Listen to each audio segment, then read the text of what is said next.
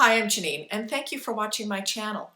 Today I'm going to tell you about a couple of quick projects and also give you a little update.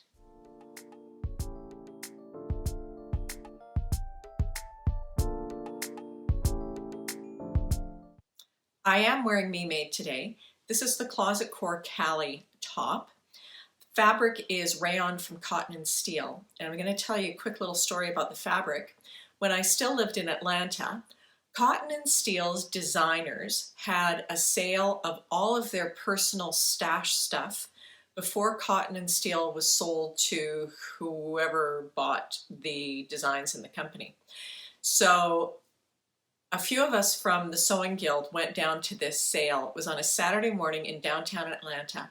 There were cars everywhere. It was like a crazy estate sale, huge lineups to get into this tiny, well, I guess it probably wasn't that tiny. It was a studio space, and it was filled with stacks of fabric, 2, 3, 4 yard, some 1 yard cuts. Some of them the designers had actually cut pieces out of and used for different things. And I managed to get this piece of rayon plus a couple of other pieces at that time. And I just love the fabric. It's really very comfortable and soft. It washes well, it presses well. I've worn this countless times over 3 years, 2 or 3 years, and it still looks really good. So that's the story of my top. I have made a couple of things for my mum and one thing for myself, and I'm just going to insert little bits of video and talk over things for you. First thing I made, if you'll recall, a few weeks ago I talked about sewing clothes for golf. And I did say that I was on the hunt for more patterns. And I found a pattern for a skort. The pattern that I found is KwikSew 3232. Unfortunately, I don't have the shorts to show you right now, but I'm going to insert some information. Skort with woven shorts underneath. And the fabric that I used was a textured stretch fabric. It was almost, it kind of looks like a seersucker. I am going to insert pictures here. Kind of looks like a seersucker. It's got a lot of stretch and it's got a great deal of texture. So I used that for the outside, for the skirt portion, and then underneath I used just some poplin that I picked up at Hobby Lobby because I didn't have anything that would work. And the skort went together really well. I lengthened it just an inch, and I've worn it for golf a few times. I had to make a couple of adjustments to the crotch depth on the skort, and to do that, I actually made 12. Because I do have this goal of learning how to fit bottoms that aren't skirts sometime this year. So I thought this was a good little step. And I've worn this skort a few times golfing. It's super comfortable. It went together really nicely, and it has very good pockets for all of your golfing stuff. So that's KwikSew 3232, and I hope a little later in the summer I'll have another version to show you because I do have fabric. The second thing that I've worked on is a couple of gifts for my mom because we are going to go up to Canada and see her, and she has a really big birthday. She's in her 90s, and so every birthday is a big birthday, and it's going to be so exciting to see her after being kept out of Canada for, since last March. I was actually supposed to go home the weekend that the lockdown started, and I had to cancel that trip, so it's been a long year and a half. So we're going home a couple of days late for her birthday, but I did make her a couple of little things. I have a standard pattern that I use for my mom for her tops and t-shirts, and off the top of my head I can't remember the number, but I am going to put it right in here. It's a McCalls pattern. So I always just cut this one pattern for her because I know it fits. For this particular version I made a couple of small changes. I lengthened the sleeves by 1.5 inches so they are a little more elbow length. Then for the neck, instead of just doing a standard neck band, I made this a little bit looser sort of mock neck. To do the neck, all I did is I cut the pattern out as usual, and then I measured around the outside edge of the neck opening. I cut a piece of fabric 5 inches wide and the length of the neck opening plus seam allowances. But I stole a page from Cocoa Top by Tilly and the Buttons. Made the neck so that the fabric was sort of a V shape, so it's wider at the top and it would fold down.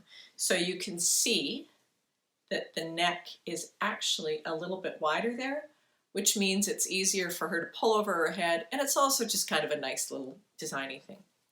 So this is what I made for my mom. Hopefully we'll get some pictures soon of her wearing it. Then the second thing that I've made up for her is a walker bag.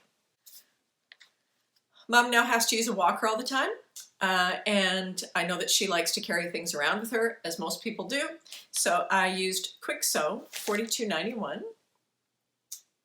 and I made the B version of the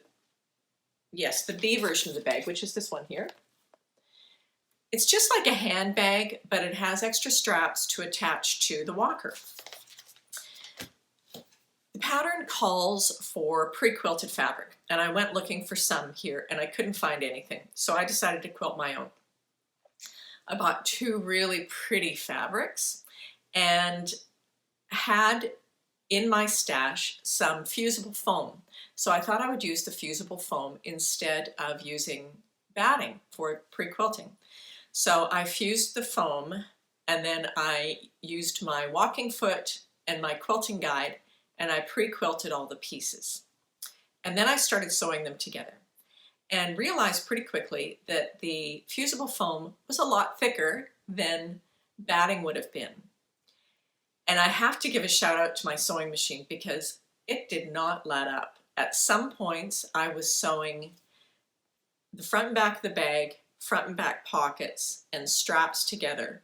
So that was 6 layers of foam plus 12 layers of fabric. And my machine just chugged right along without a single skipped stitch. I did use the walking foot, and again I sew with a Brother PS 500, and one of the things that I tested when I bought the machine was how many layers of fabric it could handle, and it had gone through a bunch of layers of denim. And that was not just an anomaly, it really can handle a lot of fabric. So I'm going to show you the bag. This is the little bag. Fabric is quilting cotton. I don't know what line it was from because I don't sew a lot of quilting fabric. I just thought it was so pretty and bright. So you can see that it's quite stiff because it has the fusible foam. And this is the front of it. There's a pocket here, little pockets there. Then the strap that goes around. Velcro straps, so you'll place it over the walker bag, and then there are also Velcro straps on both sides so you can attach it to the side of the walker. And then the back has the exact same pockets. There aren't any pockets on the inside. It's just finished off with, I used pre-made bias binding tape down the sides and on the bottom. Down here at the corners, it was super thick and I could not get the bias binding on. But this is a very simple little bag, but I think that it will be nice on her walker, and it's bright and it's cheery, and it should be pretty sturdy because it's well made. I would make this again. I would not use the fusible foam because it did kind of become a nightmare for things like the straps, where normally if you followed the instructions on the pattern, you would have 2 pieces that you sewed together. So the straps would have had 2 layers of fusible foam. And instead, for those, I sewed the straps, left them open, and then I just inserted the fusible foam afterwards. And I had to use my little tool, whatever it's called, to pull the foam through the straps. So this is her walker bag. And as I said, we're going to go up and see her next week, and we'll be able to give her the gifts. A quick life update. You may have noticed that the sewing room is filled with boxes, and actually the whole house is filled with boxes. My husband received an opportunity that fits in beautifully with his career plans, and it just happens to be in my hometown of Calgary, Canada. Calgary's in Western Canada, on the eastern edge of the beautiful, stunning, you must go there, Canadian Rockies, and that's home for me. And it's the right thing for my husband too, so we're really excited about this opportunity. What's not been really exciting and fun is trying to very quickly plan a move. This is an international move. We're putting it together ourselves. We don't have relocation people. And everything's a little bit harder to do right now because of the border situation with Canada. People can't go back and forth. But also, as we've learned, movers are always in demand in the summer, but this year it's especially bad because there aren't as many drivers. I think part of that is also because we're going across the border and not everybody can go across the border. We also don't have packers this time. This is the first time we haven't had packers. And when you have to touch every single item and pack it, you learn how much crap you have. And I say, honestly, that's crap. My husband has done most of the packing. Now, I've purged a lot of things in the past, and most of my stuff is in the sewing room, and it's not crap. We know my sewing room stuff is not crap. It's all very important. I did get rid of a bunch of things a couple of weeks ago. A lovely lady from the local sewing guild came and picked up a bunch of fabric I knew I was never going to use and some notions. But I mean, this is what I love, everything in this sewing room, and my clothes, and my cats. But everything else can just kind of go. So it's been very interesting, and there have been a lot of discussions about minimalism over the last week or two. I'm going to be going back and forth between Pennsylvania and Calgary for the next several weeks while we find a house. He's going to be working up there, but we do have to be ready to go at a moment's notice when the movers say they're coming down the road in 3 or 4 days. So everything's packed, which means no sewing. I will just work. Got lots of work to do. I've got some certification programs I'm working on. Work and enjoy, and then hopefully late August, we will both be up there and we'll be set to start a new life just in time for the snow to fall. I harbor no illusions about winter in Canada. Once you live through a few of those, you never ever forget. But we are excited about this move. I'm very trepidatious about the move itself.